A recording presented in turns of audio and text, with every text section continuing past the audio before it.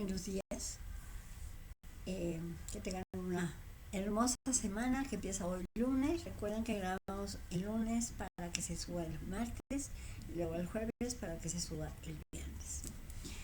Como les había prometido, hoy voy a hablar en alguna medida de la vinculación de lo que sucede en este país y lo que yo he vivido con la élite de Cuba. Parece como cuento de ciencia ficción, pero lo he vivido y es cierto. Vamos a hablar, por supuesto, de que por fin ya se acabó una farsa más. Concluye la farsa de lo mal llamado renovación de mandato, porque no tuvo nada que ver con revocación de mandato, porque no tiene nada que ver con revocar a un presidente al que nadie quería, y se hizo toda un despliegue de poder, de no sé ni cómo llamarlo, de porquería del grupo en el poder, de Morena y sus gentes, para demostrarle a un señor que tiene el cariño, amor, o como quieran llamarlo, de un grupo de mexicanos que yo misma no acabo de entender por qué lo quieren tanto. Todo lo que vi ayer, tanto en medios de comunicación, tanto en WhatsApp, tanto en la ciudad, porque pasé con mi marido por distintos lugares, se nos ocurrió, no tenía que ver nada con la votación, me demuestra que es un grupo muy concreto de mexicanos que siguen a ciencia ciega, sin ver lo que pasa, lo que López Obrador dice, lo que López Obrador hace. Y lo que más me duele, y que lo menciono en un artículo que escribí ayer para Facebook que se llama La podredumbre, es lo que pasa con la gente que rodea a López Obrador, y que ya sea porque tienen el poder en la mano o porque quieren alcanzarlo más, pero que están haciendo porquería y media, y que verdaderamente me parece indigno, me parece miserable y me parece con una total ausencia de ética y de dignidad. Y voy a empezar por la Sheinbaum. La Sheinbaum se dejó de ser un ser humano pensante, crítico, científica, que ha estudiado en el extranjero, que conoce toda una serie de cosas y que obviamente conoce perfectamente México, sus necesidades, sus carencias y lo que se puede hacer. Ya se le olvidó todo. Ahora es el merolico del observador. Y no hace nada más que mencionar lo que es bien escuchado por López Obrador, porque tiene el sueño guajiro de que va a llegar a la presidencia de la República. No nos hagamos. México no está preparado todavía para tener una mujer presidenta, y menos una mujer de ascendencia extranjera. Punto. Pero ella insiste. Y entonces lo último que acaba de pasar es que critica al INE y agrede al INE, diciendo de que pues por lo visto ya se acostumbraron a su puesto, ya se encariñaron con su puesto, y por eso se olvidan o se sienten los dueños de la democracia. Y como lo digo en el artículo, el burro hablando de orejas. Si hay alguien enamorada y encariñada, no solo de su puesto, sino del sabor a poder que está gozando desde hace 3 años, más bien desde el 2000, que fue la secretaria de Medio Ambiente, cuando López Obrador era el gobernador de esta ciudad. Les dije la vez pasada y se lo repito, como que la droga del poder es peor que la marihuana.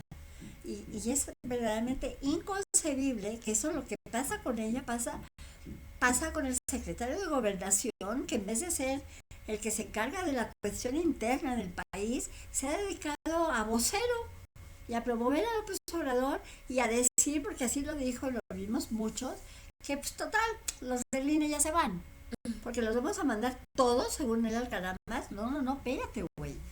Todavía faltan 2 años y medio. Y ok, se supone que entre hoy y el jueves se va a presentar una iniciativa de reforma electoral. Pero como también está lo de la reforma eléctrica, pues ya quién sabe que nos quieran enjaretar a los mexicanos. Lo uno o lo otro, o las dos cosas. Bueno, también está lo de la Suprema Corte de Justicia. Lo que acaba de pasar, de que cuatro ministros decidieron de que sí era constitucional la reforma eléctrica, y entonces ya todo el mundo aplaudiendo, todo el mundo feliz porque sí es constitucional. Aquí tengo un artículo que se llama Cuatro votos, escrito por Ana Laura Magaloni, y en donde se describe lo que pasó en la Corte, que además, como desafortunadamente pasó por la televisión, ahora resulta que nuestros magistrados ya no son magistrados, ya no son expertos en leyes, ahora son Mr. y Mrs. Televisa, porque están pendientes de lo que pasa en la televisión, y entonces cuando el comino se cortó, en la primera parte, uno de los magistrados, que se llama Alfredo Gutiérrez, había hablado, la primera parte parecía que estaba a favor de que ¿cómo se llama? La reforma eléctrica sí era constitucional, y ahí la cortaron, pero ya no dejaron, ya no grabaron lo que dijo en la segunda parte, que decía que definitivamente no debía considerarse como parte de la Constitución la reforma eléctrica. Eso es un ejemplo más de todas las arbitrariedades, de todo lo que sí se hace y que no debería permitirse en nuestro país, porque para eso tenemos una Constitución que, como ya lo dije muchas veces, se la pasa por el arco del triunfo cada vez que puede. Y entonces, en ese sentido, encontré también, pensando en que nos quedan, como ya lo dije, 2 años y 4 meses para las elecciones del 2024. Ya ni siquiera estoy así como pensando que la solución es que se pongan las pilas los partidos de la oposición. Me encontré esta página en el Reforma, donde están aplaudiendo que siga la existencia del INE, y quienes firman esta página donde dice el INE no se toca porque es de todos los ciudadanos, y dice defendamos nuestra democracia, defendamos nuestro INE, y lo firman más de 80 organismos no gubernamentales que forman parte de la sociedad civil mexicana. Yo desconozco lo que cada uno de esos 80 organismos están haciendo, pero sería muy importante, ya no digamos interesante, sino importante, que si cada uno de estos organismos se acerca personalmente a la gente y les explica y les habla de lo que es nuestro país, de lo que significa el que permanezca en el poder Morena, de lo que han fallado, de por qué no es conveniente que sigamos apoyando a personas que juraron que iban a acabar con la corrupción y con la pobreza, que primero nos demuestren. Yo me pregunto cuánto ha disminuido la pobreza de los tarahumaras, de los totonacas de Veracruz, en fin, ya no digamos de los indígenas, pero de la gente que está en Ciudad de Zahualcóyotl, de nosotros mismos, que yo clase media, Dani clase media baja tal vez, Erika, tienen una condición mejor de vida desde que está Morena, pregunto. O sea, lo único que hemos recibido, la gran mayoría de la población mexicana, es insultos, descalificaciones, agresiones y la etiqueta de que somos los adversarios. Si aquí no se trata de luchar, no estamos en un ring, no estamos boxeando. De lo que se trata es el bien del país. Y entonces, yo me encantaría que algunos de estos organismos que están aquí, ¿sí?, del Reforma, página 5, el Reforma de ayer, domingo 10 de abril, que obviamente va a ser una fecha que va a permanecer en la historia de México por el mayor fraude que se ha hecho de una ley que supuestamente se veía como instrumento para detener el abuso del presidente y que se convirtió en darle aplausos. Y en ese sentido, también, como ya se habrán dado cuenta, aquí tengo mis recortitos, porque yo todo lo que leo lo recorto y tengo carpetas de absolutamente todo. Entonces, por ejemplo, de Federico Reyes Heroles tengo recortes desde el 2010 o desde el 2015. Tengo lo que dijo Beltrán del Río con respecto a lo que pasó en Ayotzinapa en el 2014, todo lo tengo recortado. Y casualmente ayer hay una parte en el Reforma en donde se publica quejas y menciones de individuos, de personas en contra o comentarios a favor o en contra de lo que se dice del gobierno. Pero al final hay un pedacito que se llama Hoy en la Historia. Y ahí se dice, por ejemplo, el 10 de abril del 2006, ¿qué pasó? Pues resulta que el 10 de abril del 2006 se descubre que el líder minero Napoleón Gómez Urrutia, así como su esposa Oralia Caso Valdés, realizaron entre el 2000 y el 2005 operaciones por 6.6 millones de dólares en 40 cuentas bancarias en Ginebra, Londres, Barcelona y Madrid, así como en paraísos fiscales como las Islas Caimán, Bahamas, las Islas de Man y de Jersey. ¿Por qué lo menciono?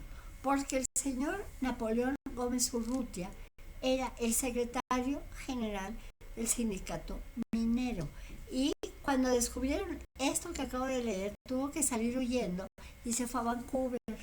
Y resulta que tengo una amiga queridísima de la escuela que su hija vive en Vancouver hace miles de años y sucede que vive no muy lejos de donde el señor empezó con sus empresas.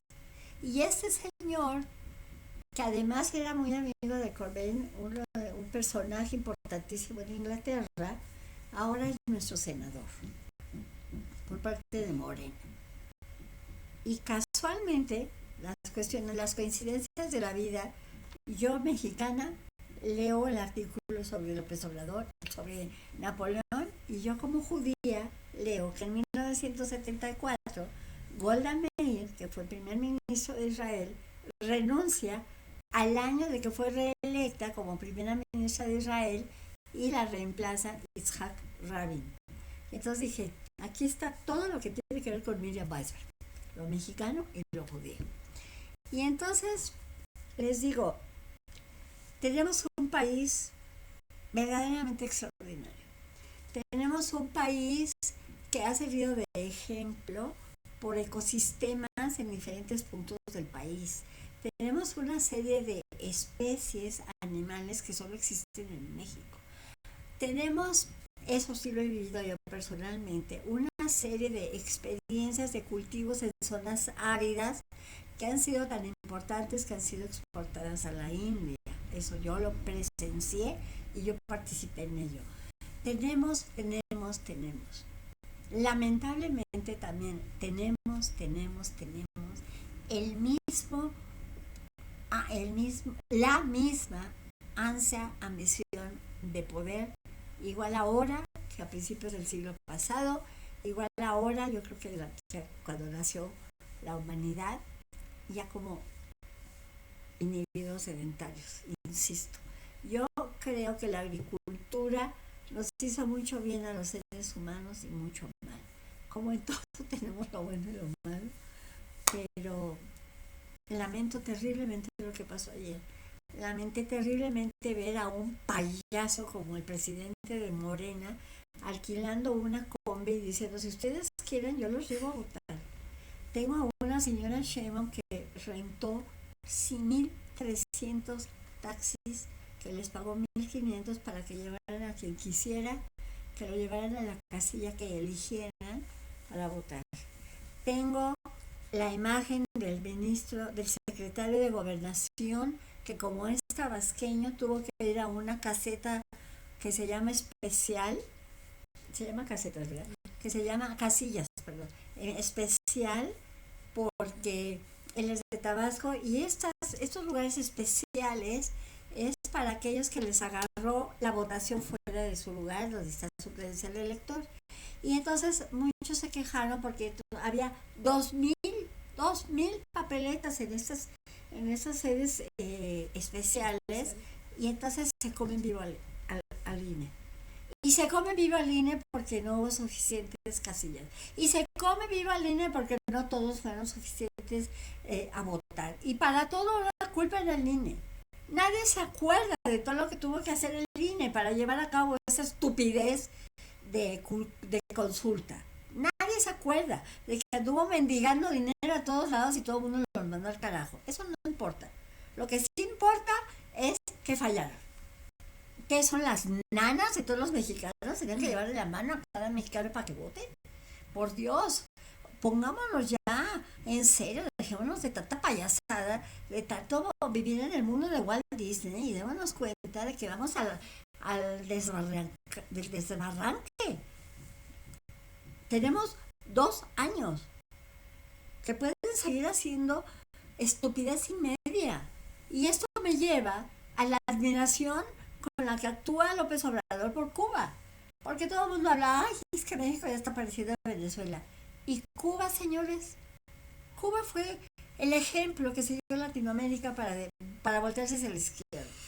Yo les quiero decir que durante más de 15 años participé en reuniones internacionales y obviamente casi 1 año y medio en la línea de consejera científica.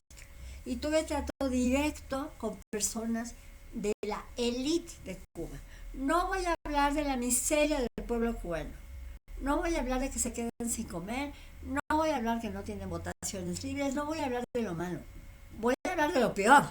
Y es el que goza de todos los privilegios, como es el presidente y los que le siguen. ¿Por qué? Porque todas las reuniones internacionales en las que yo participé, en algún momento dado fui invitada a cenar por un cubano o por 2, ¿sí? Señores, todos ellos venían vestidos con ropa hecha en Europa, ya sea Francia o Italia. Camisitas de seda, zapatos italianos y $500 para pagar un desayuno. Ya no digan $1,000 para una cena. Que además, bueno, yo soy totalmente tox. Yo no voy a lugares fesis y obviamente no los llevé a lugares elegantes porque los conozco. Pero pagaban con $500. Y eso no es todo. Mi esposo trabajó durante 10 años en una empresa norteamericana y su interlocutor era un hombre de ascendencia cubana que salió de Cuba cuando tenía 3 años y medio. Y las cosas de la vida fue que coincidió en esta su casa con una prima, hija de la hermana de su mamá, a la que no veía desde hacía 43 años cuando salió de Cuba. Esta mujer y su marido se dedican a hacer muñequitos que representan la actividad cubana. Entonces hay una abuelita tejiendo, hay un hombre haciendo puros, etc. Entonces esta pareja viaja con el permiso y el dinero de los cubanos, de la élite del poder de Cuba, viaja a todas las exposiciones internacionales con ese tema. Y casualmente estuvieron en esta casa platicando con su primo, después de no verse 40 y tantos años, la emoción, y le pregunto a ella, bueno, ella como de pasarela, un traje sastre hecho en Italia, la blusa de seda, la pashmina de seda, la bolsa Louis Vuitton, lo que ustedes se quieran imaginar, ella así, el hombre también elegantísimo. Le pregunto, bueno, ¿cómo vives en Cuba? Bueno, nosotros tenemos una pequeña casa, que el patio trasero es la playa, que da al mar. Y lo dijo sin el más mínimo recato. Todo lo que tú quieras se consigue en el mercado negro. Todo. Ella forma parte, no sé por qué ya mi esposo dejó de trabajar ya en esa empresa hace 6 años. No sé qué pasó con ella. Pero esa es la realidad de Cuba. Y me voy a Venezuela. Porque afortunadamente para mí tengo una magnífica, hermosa amiga que se llama María Antonia, venezolana, que también pertenece a la élite, que ahora vive en Bogotá porque su marido tenía un puesto muy importante. Yo conocía a María Antonia porque su marido era el director de una empresa cementera, la habían mandado a México para la comunicación de esta empresa francesa con México. Estuvo aquí 6 años, yo la conocí en unos cursos que tomamos juntas, nos hicimos amiguísimas y seguimos en contacto. Ellos regresan a Venezuela y casualmente su marido fue el encargado de finiquitar la relación de Venezuela con Francia y con México, bueno, el marido con Francia, cuando Mr. Chávez decidió nacionalizar las cementeras y se acabó Cemex de México y la FARC de Francia y se chutó todo lo que esta gente había traído al país. Entonces el marido de María Antonia obviamente consiguió otro trabajo, también director de una empresa, etcétera, etcétera, y mi amiga María Antonia es de la élite de Venezuela, ¿sí?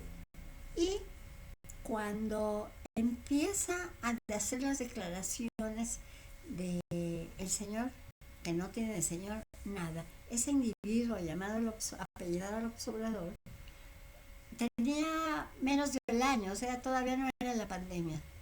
Y me habla por teléfono desde Miami, porque ahí vivían sus dos hijos, ahora la hija vive en España. Y me dice, Miriam, ¿cómo estás? Yo me sorprendí mucho porque pues afortunadamente yo siempre estoy bien. Le digo, ¿por qué? ¿Qué pasa? Y dice, mira, es que lo que estoy oyendo de México me tiene muy preocupada, porque siento que estoy reviviendo lo que vivimos en Venezuela. O sea, no son cuentos guajiros, ni de la prensa opositora, ni los adversarios, etcétera. No, me lo dijo una amiga que goza de todos los privilegios cuando llega a Caracas. Y a propósito le digo, bueno, ¿tú cómo le haces? Porque yo lo que leo es que la gente está muriendo de hambre. O sea, no consigues ni toallas sanitarias. Entonces, ¿qué haces? Ay, amiga, pues mira, yo viajo a Miami cada mes a ver a mis hijos y me llevo 5 maletas. Y regreso con mis maletas locas que llenas de ropa y bolsas. No. Papel higiénico, toallas sanitarias, comida enlatada, no le falta nada. Pero al pueblo sí. Al pueblo sí. Y también ahorita se me olvidó traer el libro. Es un libro que escribió una persona, un chileno, que estaba muy cercano a Allende. Era un hombre joven que cuando cae Allende, él logra escapar de Chile y llega a Alemania a Alemania Democrática y pertenece obviamente a la izquierda, socialismo, comunismo, llámenle el nombre que quieran. Y este hombre, muy inteligente, escribió un libro que prometo traérselos en la próxima sesión y hablarles de él, porque este hombre, estudiando en la Alemania Democrática, conoce a una cubana y se enamora de ella, y resulta que el padre de ella era ni más ni menos que el embajador de Cuba en Moscú. En la época en que Moscú todavía era la capital de la Unión Soviética. La Unión Soviética, mientras existió como tal, le dio todo el apoyo que Cuba necesitó. Todo. Y al respecto también les voy a decir, México fue el único país en toda América, desde Canadá hasta Argentina, que mantuvo relaciones con Cuba. Cuba debería de estarle 1000 veces agradecida a México por todo lo que México apoyó a Cuba cuando empezó todo el bloqueo de Estados Unidos, etcétera, etcétera, y que obviamente Cuba tenía el apoyo total de la Unión Soviética. Nunca se me va a olvidar la famosa cancioncita cuando estaba Fox de Come si te vas, porque el desgraciado de Fidel Castro grabó la conversación que tuvo con Fox en una reunión internacional que se iba a llevar a cabo aquí en México. No recuerdo cuál era el tema, pero sabíamos que iba a venir Bush, que era el presidente de los Estados Unidos, ¿sí? Y entonces, en una manera discreta y privada, Fox le dijo a Fidel Castro, pues que ni modo, que la verdad es que al que tenía que dar prioridad era Bush, el que entonces, pues mira, con mucho gusto ven, llega, participa, comes y se acabó. Y todo el mundo criticó a Fox. Y yo pregunto, ¿qué recibíamos de Cuba comparado a lo que recibíamos de los Estados Unidos? Carajo, el mexicano no piensa, se va con la finta a la menor provocación. Y ya les digo, el consejero de Cuba en la India. India tiene un comercio con Cuba muy, muy intenso. Y entonces cada mes llegaba un barco a Bombay, precisamente, con productos del intercambio comercial entre Cuba y la India.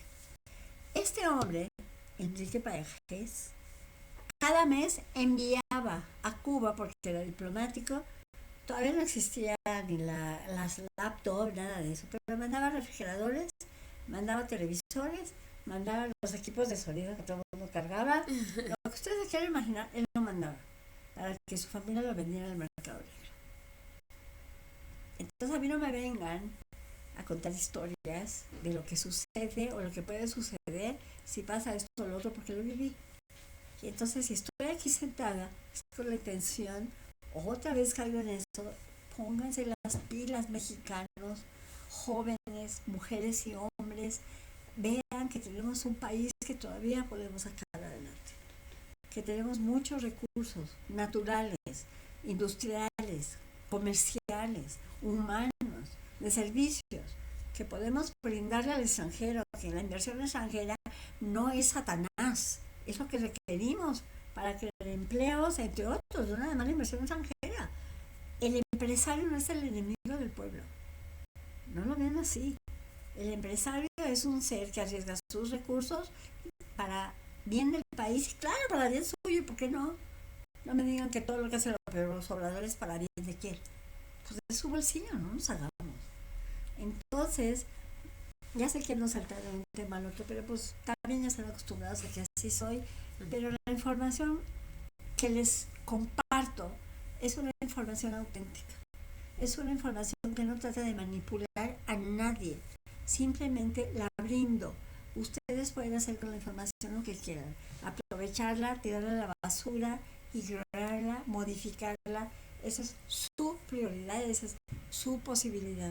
Yo lo único a lo que estoy comprometida es a ver lo que pasa y lo que podemos hacer para ayudar a este país, que es nuestro país, y que no tenemos otro, no tenemos a dónde ir. Así que, jóvenes, pongámonos las pilas, salgamos adelante, queramos al prójimo, queramos a nuestro país y vamos a salir adelante.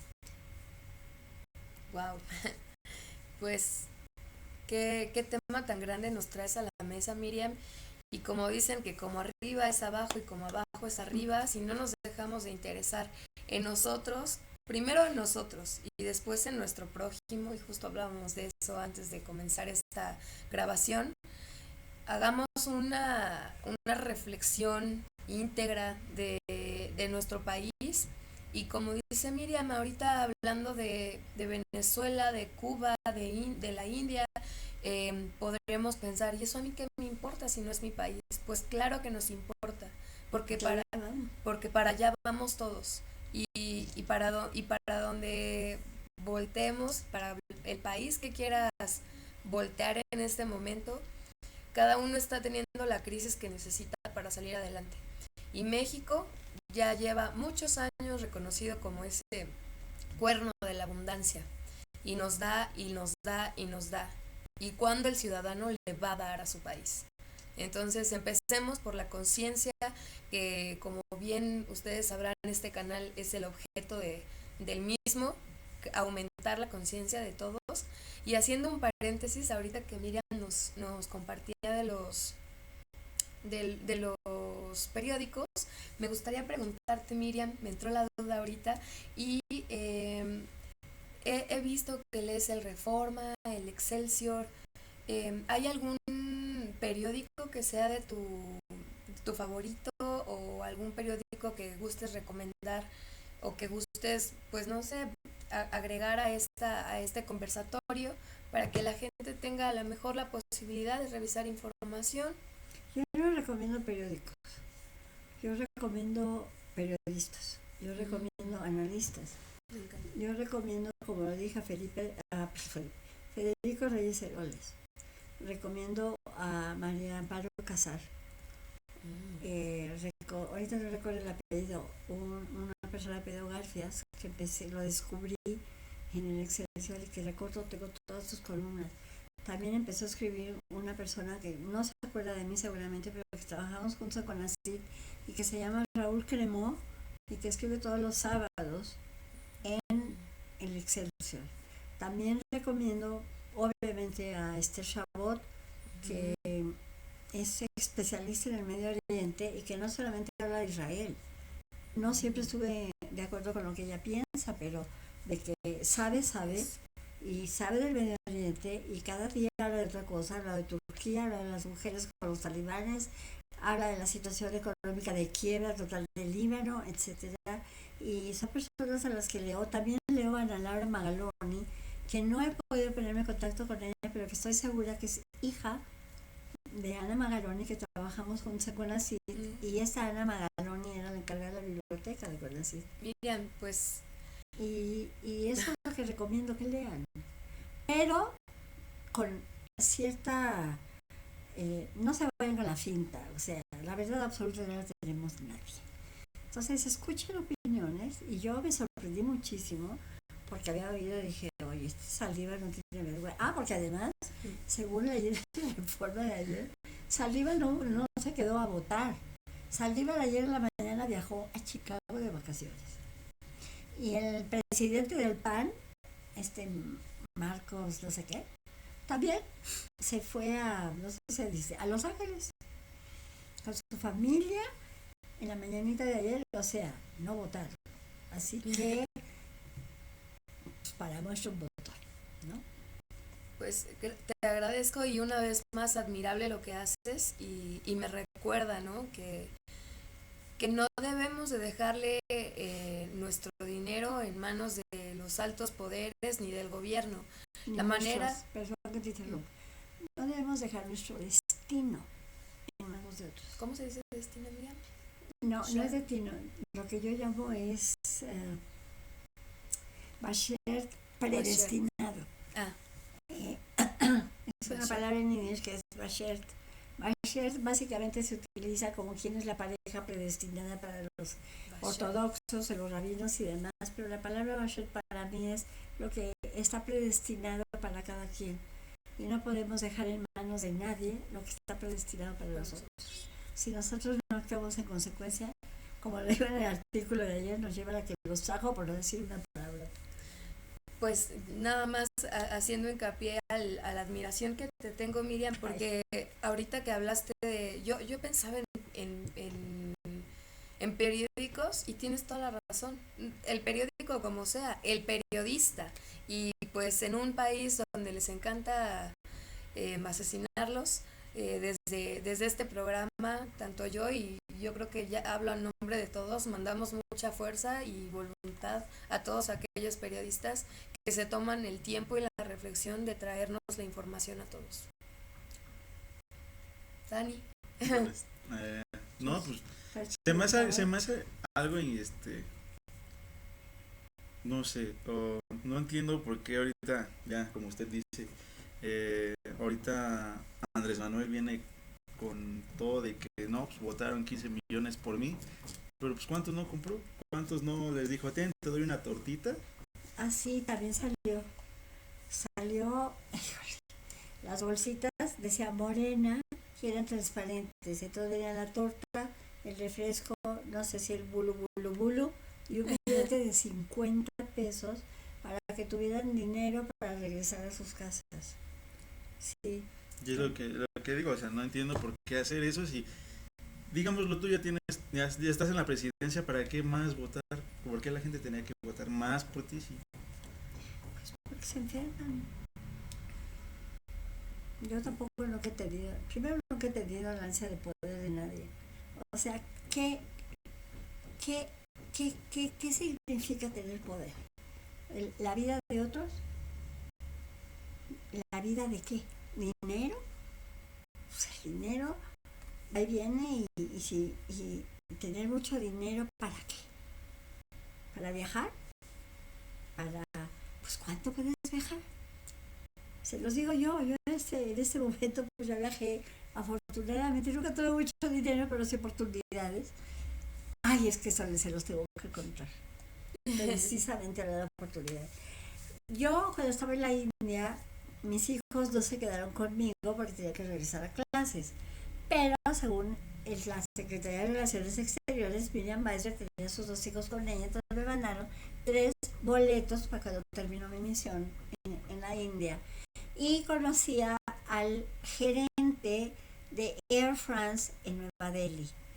Y entonces le dije, Mr. Mahanuri, creo que se apellidaba, tengo 3 boletos, quisiera saber si se pueden convertir en uno para que yo viaje en primera clase.